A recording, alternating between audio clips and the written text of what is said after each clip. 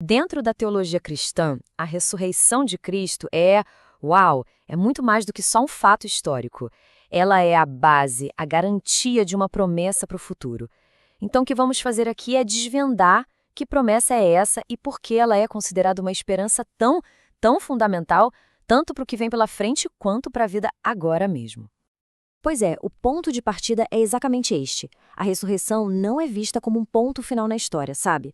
Muito pelo contrário, ela funciona como um alicerce, a prova de que algo ainda vai acontecer para quem crê. É o evento que dá, digamos, substância para a esperança. E isso nos leva direto para a pergunta central.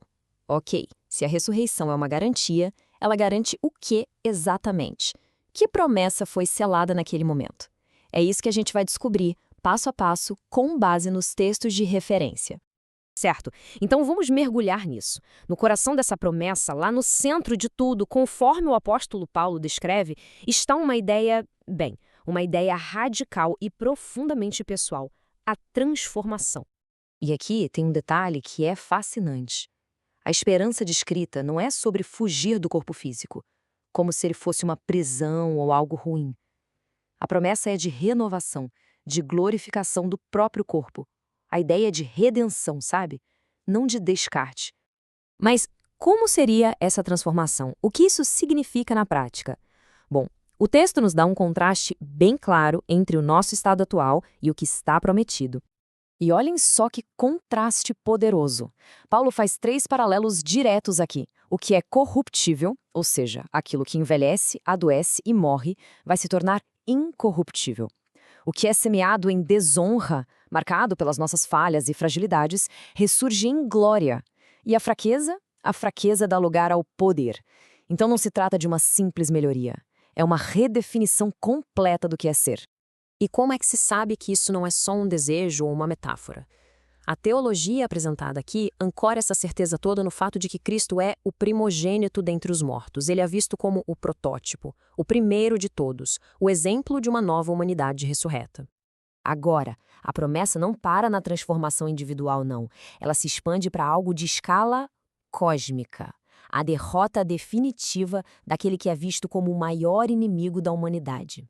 É muito interessante a linguagem que as fontes usam. A morte não é tratada como um processo natural, uma parte inevitável do ciclo da vida. Não, ela é personificada como uma força adversária, um tirano cujo domínio precisava ser quebrado de vez. E aqui está a declaração de vitória. Tragada foi a morte pela vitória. A imagem é de aniquilação total, de algo sendo completamente consumido, sabe? Sem deixar nenhum vestígio. É a proclamação do fim do reinado da morte. E essa provocação, que vem lá do Antigo Testamento, soa como um grito de triunfo, não é? Onde está a morte, a sua vitória?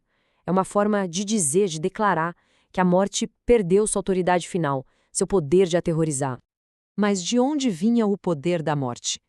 O texto aponta para o seu aguilhão, que é identificado como o pecado. A lógica teológica aqui é a seguinte: se a morte é o sintoma, o pecado é a causa. Então, ao lidar com a causa lá na cruz, Cristo teria removido a arma da morte, deixando-a impotente.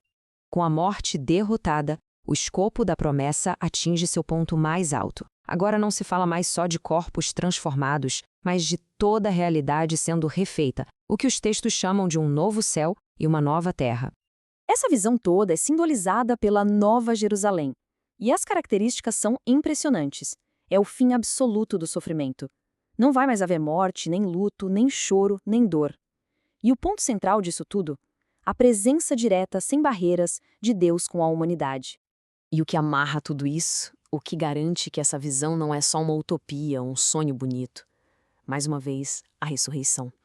Ela é apresentada como o ato inaugural, o evento que não só promete, mas assegura que essa nova criação um dia vai se tornar algo concreto, real.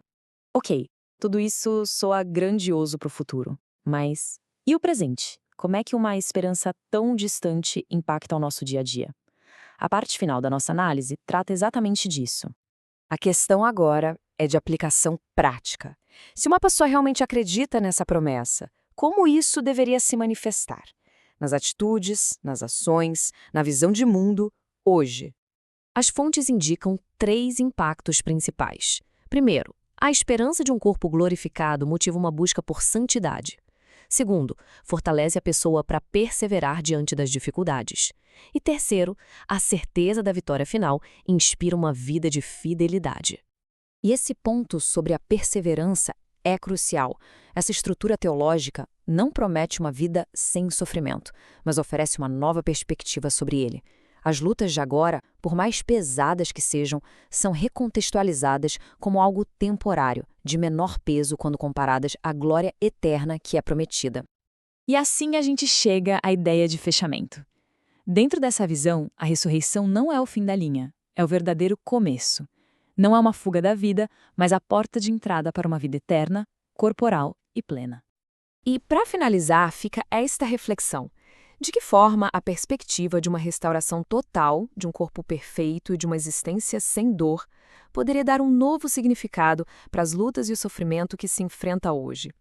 Refletir sobre como uma esperança futura tão radical transforma a experiência do presente, sem dúvida, é um exercício profundo.